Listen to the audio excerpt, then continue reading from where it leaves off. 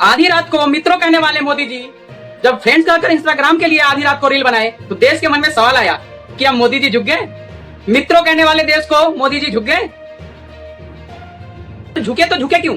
ये सवाल बहुत महत्वपूर्ण है।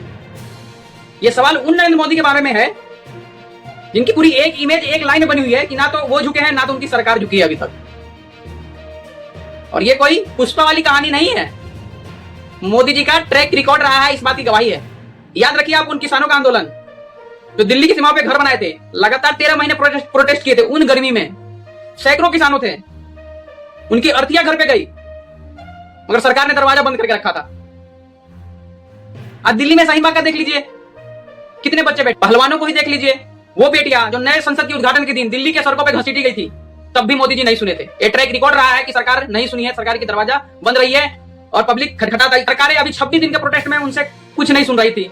आज का डेट वही है कि दो मंत्रियां जा रहे हैं उनसे बात करने के लिए, उनकी सारी बात मानी जा रही है और लोग बात करने जा रहे हैं। तो ये क्या है? मतलब मोदी जी को अब ख्याल आया है कि छात्रों का प्रोटेस्ट बहुत बड़ा है, ये छात्र मानने वाले नहीं है, पीछे हटने वाले नहीं है। आधी रात को मोदी जी को आके इंस्टाग्राम पे हेलो फ्रेंड्स करके रील बनाना पड़ा है।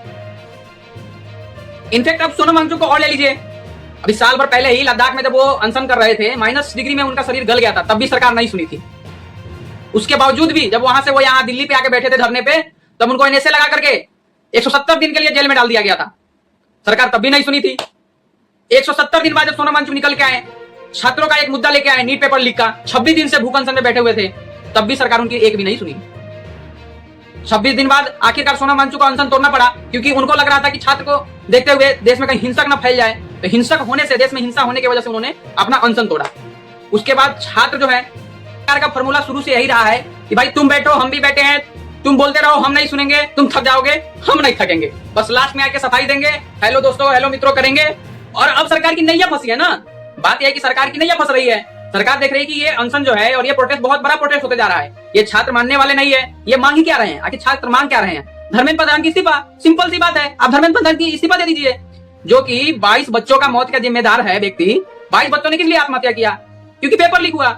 अब बच्चों का एक ही मांग है, बच्चों का एक ही मांग है, धर्मेंद्र प्रधान का इस्तीफा। सीधा इस्तीफा दिलवाइए, बात मैटर खत्म, मसला खत्म। बाकी बात को मोदी जी खुद ही बता रहे हैं, आप उनको इस्तीफा नहीं दिलवा रहे हैं, मतलब आप उनको बचा रहे हैं, बचाव कर रहे हैं, इसीलिए छात्र प्रोटेस्ट कर रहे हैं।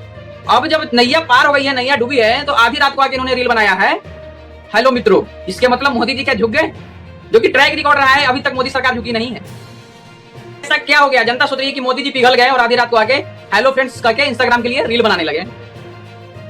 इसको समझने के लिए आपको समझना पड़ेगा कि ये मामला आखिर उठा कहां से। Paper leak